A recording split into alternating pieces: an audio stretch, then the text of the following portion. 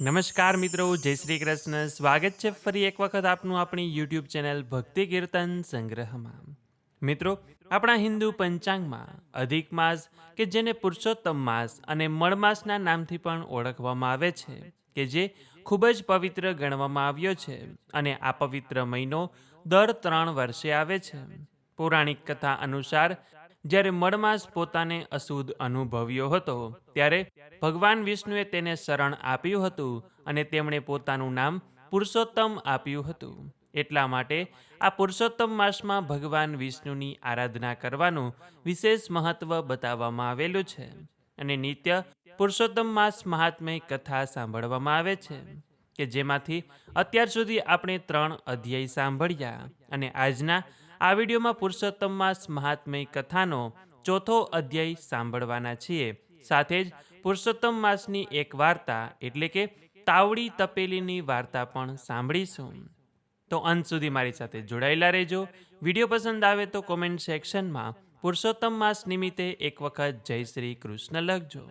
અને જો આપને નિત્ય ઘર બેઠા અનેક સ્થળોના દર્શન કરવા હોય તો અહીંયા જે વોટ્સએપ નંબર લખેલો છે તેના ઉપર આપ અમને જય શ્રી કૃષ્ણ લખીને મોકલી આપજો અને પછી આપ અમારા ગ્રુપમાં જોઈન થઈ જશો એટલે ઘર બેઠા આપ પણ અનેક તીર્થ સ્થળોના દર્શન કરી શકશો. તો આવો, હું આપનો જાજો સમય ન લેતા આપણે આ વિડીયોની શરૂઆત કરીએ. અતઃ પુરુષોત્તમ માસ મહાત્મય કથાયામ ચતુર્થ અધ્યાય મલમાસની દુઃખદ કથા. સૂત પુરાણી બોલ્યા કે હે મુનિ શ્રેષ્ઠો, અધિક માસને આશ્વાસન આપતા શ્રી વિષ્ણુ ભગવાન બોલ્યા કે મારા ધામમાં રુદન હોય નહીં, અહીં આવનારના બધા દુઃખ દર્દ દૂર થઈ જાય છે. પછી દુઃખ, અપમાન અને તિરસ્કારને લીધે મલમાસનું જીવન ઝેર બની ગયું હતું અને ભગવાન વિષ્ણુના ચરણ કમળનો સ્પર્શ કરી તેણે પોતાના દુઃખો કહેવા માંડ્યા કે હે કૃપા સાગર, કંઈ ન સૂઝવાથી અકળાયેલો મૂંઝાયેલો હું આપને શરણે આવ્યો છું. લોકોએ મારો તિરસ્કાર કરી મને હળધૂત કર્યો છે. હું અનાથ છું, આપ મારું રક્ષણ કરો. મલમાસ નામ આપીને મારા ભાઈઓએ મારું ઘોર અપમાન કર્યું છે. મારું જીવન અસહ્ય બની ગયું છે. મારા કોઈ અધિષ્ઠાતા નથી અને આ 30 દિવસ દરમિયાન સૂર્યનું સંક્રમણ અટકી જાય છે. આથી મને હળધૂત કરવામાં આવે છે. પ્રભુ, આ બધી આપદામાંથી મારો ઉદ્ધાર કરો. અને આટલું કહી મલમાસ પોકે પોકે રડવા લાગ્યા. આથી ભગવાન વિષ્ણુ તેની પ્રત્યે દયા લાવી બોલ્યા કે વત્સ, દુઃખના સમયમાં ધીરજ ધારણ કરવી જોઈએ. રડવાથી કંઈ વળતું નથી. મારે શરણે આવેલ કોઈ પણ દુઃખી સંકટમુક્ત થયા વિના પાછો ફરતો નથી. મારા ધામમાં અને મારા શરણમાં દુઃખ, શોક કે મૃત્યુનું નામો નિશાન જોવા નહીં મળે. હું તને દુઃખમાંથી મુક્ત કરીશ. તારે જે કહેવું હોય તે ધીરજ અને શાંતિથી કહે. ભગવાન વિષ્ણુના આવા વચન સાંભળી મલમાસને આનંદ થયો અને તે 2 હાથ જોડીને બોલ્યો કે હે પરમ કૃપાળુ, મારું દુઃખ મેં આપની સમક્ષ જાહેર કરી દીધું છે. મારો તિરસ્કાર ન થાય. મારા જેવા અન્ય માસો, પક્ષો અને તિથિઓને જેમ અધિષ્ઠાતા દેવ છે તેમ મારો અધિષ્ઠાતા સ્થાપિત કરો અને આ માસમાં શુભ કાર્યો થઈ શકે તેવી આપ કૃપા કરો. લોકો મને મલમાસ ન કહે તેને માટે મારું યોગ્ય નામકરણ કરી આપો. આપ તો દીન દયાળુ છો. મારા ઉપરના આ કષ્ટો મને મરણ તુલ્ય લાગે છે. મને તેમાંથી ઉગારો. અને આમ કહીને મલમાસ મૂર્છા પામી ભગવાન વિષ્ણુના ચરણમાં ઢળી પડ્યો. તો હવે આગળની કથા એટલે કે વિષ્ણુ ભગવાન તેનો કેવી રીતે સ્વીકાર કરે છે, તેને કેવી રીતે શરણ આપે છે, તેની કથા આપણે આગળના અધ્યાયમાં સાંભળીશું. ઇતિ શ્રી બ્રહ્મ નારદીય પુરાણના પુરુષોત્તમ મહાત્મયનો મલમાસની દુઃખદ કથા નામનો ચોથો અધ્યાય સંપૂર્ણ. તો બોલીએ શ્રી પુરુષોત્તમ ભગવાન કી જય. શ્રી વિષ્ણુ ભગવાન કી જય. તો મિત્રો, હવે આપણે પુરુષોત્તમ માસની વાર્તા સાંભળીએ કે જેનું નામ છે તાવડી તપેલીની વાર્તા. કંચનપુર નામની એક નગરી. ત્યાં એક બ્રાહ્મણ અને બ્રાહ્મણી રહે. બંને ભારે ધર્મિષ્ઠ અને દયાળુ. પારકાના દુઃખે દુઃખી થાય એવા. મન કર્મ વચનથી કોઈનું બુરું ન ઈચ્છે એવા. સંતાનમાં 4 દીકરી ને 2 દીકરા. દીકરી તો મોટી થઈને સાસરે ચાલી ગઈ, પાછળ રહ્યા 2 દીકરા અને બ્રાહ્મણી. બ્રાહ્મણીની ઉંમર થઈ ગયેલી અને ઘરકામ થાય નહીં. દીકરા નાના હતા એટલે વહુ પણ લઈ આવાય તેમ ન હતું. પવિત્ર પુરુષોત્તમ માસ શરૂ થવાને 1 દિવસની વાર હતી ત્યારે બ્રાહ્મણી વલોપાત કરવા લાગી. અરે રે, કાલથી પવિત્ર અમૃત માસ શરૂ થાય છે. રાંધવા ચીંધવાની કડાકૂટમાંથી ભક્તિ પણ થતી નથી, કથા વાર્તામાં જવાતું નથી. હે પ્રભુ, મારા માથે ચૂલો ન હોત તો હું સવારથી સાંજ સુધી ભક્તિ કરત. ભગવાને બ્રાહ્મણીની આ જીજી સાંભળી. એ જ રાત્રે સપનામાં દર્શન દઈને કહ્યું કે કાલથી તારે રાંધવાની કડાકૂટ નહીં કરવી પડે. હું તને એક તાવડી અને તપેલી આપું છું. તાવડીમાં તાવેતો ફેરવીશ એટલે આપમેળે રોટલા ઉતરશે, અને તપેલીમાં કળછી ફેરવીશ એટલે મન ભાવતા મેવા મીઠાઈ મળશે. પણ એ તાવડી તપેલી કોઈને આપતા નહીં.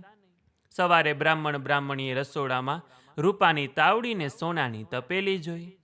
બંને રાજીના રેડ થઈ ગયા અને નિરાતે સ્નાન ધ્યાન કર્યા, વાર્તા સાંભળી, દેવ દર્શન કર્યા અને બપોરે ઘેર આવીને તાવડીમાં તાવેથો ફેરવ્યો તો રોટલા ઉતરવા માંડ્યા અને તપેલીમાં કળછી ફેરવતા જ મેવા મીઠા તૈયાર થઈ ગયા. બધાએ ધરાઈને ખાધું અને પ્રભુ ભક્તિ કરવા લાગ્યા. હવે તો બ્રાહ્મણી ઘણી ખુશ છે. માથેથી ચૂલો ગયો. એ તો સવારથી સાંજ સુધી ભક્તિ કરવા લાગી. છોકરા વિચાર કરે છે કે માં રાંધે છે ક્યારે? નથી ચૂલો સળગાવતી કે નથી લોટ બાંધતી. વળી રોજ મેવા મીઠાઈ ક્યાંથી આવે છે? એક દિવસ છોકરાએ છુપાઈને બધું જોયું. છોકરા તો આભા જ બની ગયા. એમણે તો આ વાત પોતાના મિત્રોને જણાવી. બસ ખલાસ. 2-4 દિવસમાં તો આખું ગામ તાવડી તપેલીની વાત જાણી ગયું. ઉડતી વાત રાજા રાણીના કાને પહોંચી અને રાણીએ તો તરત હઠ લીધી કે તાવડી તપેલી મંગાવો તો જ હું જમીશ, નહીતર નહીં. રાજાએ પ્રધાનને આદેશ દીધો કે મોં માંગી કિંમત આપીને એ બંને વસ્તુ લઈ આવો. પ્રધાને બ્રાહ્મણીના ઘેર જઈ બંને ચીજની માગણી કરી. ત્યારે બ્રાહ્મણ બોલ્યો કે માથું માગો તો આપી દઉં, પણ એ બંને ચીજો પ્રભુની પ્રસાદી છે, એ તો અપાય નહીં. પ્રધાને જઈને રાજાને વાત કરી. રાજા તો રોષે ભરાયો. તરત સેનાપતિને બોલાવીને કહ્યું કે ન માને તો પરાણે લઈ આવો. સેનાપતિ ઉઘાડી તલવારે ગયો બ્રાહ્મણના ઘેર. બ્રાહ્મણે એને ઘણો વાર્યો, પણ સેનાપતિ તો સીધો જ રસોડામાં ગયો. તપેલીને હાથ અડાડતા જ એ ચોંટી ગયો. ન હાલે કે ન ચાલે. લાગ્યો બૂમા બૂમ કરવા. લોકો થઈ ગયા ભેગા. તમાશાને તેડું ન હોય. સિપાહીઓ તો દોડતા રાજા પાસે આવ્યા. રાજા તો વાત સાંભળીને ખડખડાટ હસ્યો. આ તો કહેતા ભી દીવાના અને સુનતા ભી દીવાના.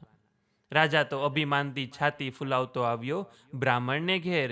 તપેલીને અડ્યો ત્યાં તો એ પણ ચોંટી ગયો. આ બધું જોઈને રાણી બધું સમજી ગઈ અને હાથ જોડીને બ્રાહ્મણીની માફી માગવા લાગી. બ્રાહ્મણી બિચારા શું કરે? એ તો પ્રભુને યાદ કરવા લાગ્યા. એ વખતે આકાશવાણી થઈ કે રાજન, તે રાજા થઈને પ્રજાની ચીજ પર દાનત બગાડી, એની આ સજા છે. આમાંથી છૂટવું હોય તો અત્યારે જ મારા ભક્તને સહસ્ત્ર સોનામોહર દાનમાં આપ. રાણીએ તરત સોનામોહર મગાવીને બ્રાહ્મણને દાનમાં આપી. ત્યારે રાજા અને સેનાપતિ મુક્ત થયા. સર્વત્ર પુરુષોત્તમ પ્રભુનો જય જયકાર થવા લાગ્યો. પુરુષોત્તમને ભજે જે પ્રેમથી તેના કષ્ટ દૂર થાય. પ્રારબ્ધ આડે ખસે પાંદડું ભાગ્ય ભરપૂર થાય. હે પુરુષોત્તમ પ્રભુ, તમે જેવા બ્રાહ્મણીને ફળ્યા, એવું જ તમારી આ વાર્તા વાંચનાર, સાંભળનાર, વ્રત કરનાર, વિડીયો જોનાર અને સાંભળનાર સૌ કોઈને ફળજો, એવી જ તમારા ચરણોમાં અમારી પ્રાર્થના છે. તો મિત્રો, આ વાર્તા ઉપરથી આપણને એ શીખ મળે કે જ્યારે કોઈ ભક્ત સાચા હૃદયથી ભગવાનની ભક્તિ કરવા ઈચ્છે છે ત્યારે ભગવાન સ્વયં તેની અડચણો દૂર કરે છે. બીજાની વસ્તુ પર ખરાબ દાનત કરવી એ પણ પાપ છે. સત્તા કે બળના જોરે કોઈની ધાર્મિક પ્રસાદી કે સંપત્તિ છીનવી લેનારને હંમેશા દંડ મળે છે.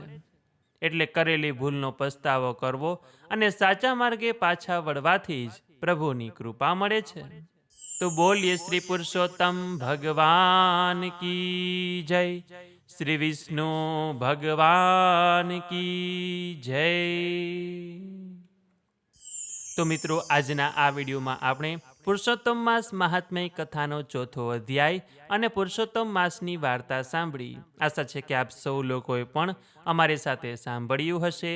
આ સિવાય આ પુરુષોત્તમ માસમાં વિષ્ણુ સહસ્ત્રનામ, શ્રીમદ ભાગવતનો પાઠ, નારાયણ કવચનો પાઠ, યમનાષ્ટકનો પાઠ, લક્ષ્મીજીના પાઠ પણ કરવામાં આવે છે કે જેના વિડીયો અમારી ચેનલમાં મૂકેલા છે અને તેની લિંક આપને નીચે ડિસ્ક્રિપ્શનમાં પણ મળી જશે, ત્યાંથી પણ આપ સાંભળી શકો છો.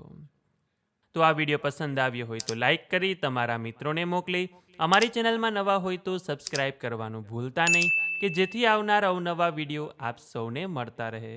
તો આ સાથે હવે મને રજા આપો, મળીશું ફરીથી એક નવા વિડીયોમાં. ત્યાં સુધી આપ સૌ લોકોને અમારી ચેનલના જય શ્રી કૃષ્ણ. ધન્યવાદ.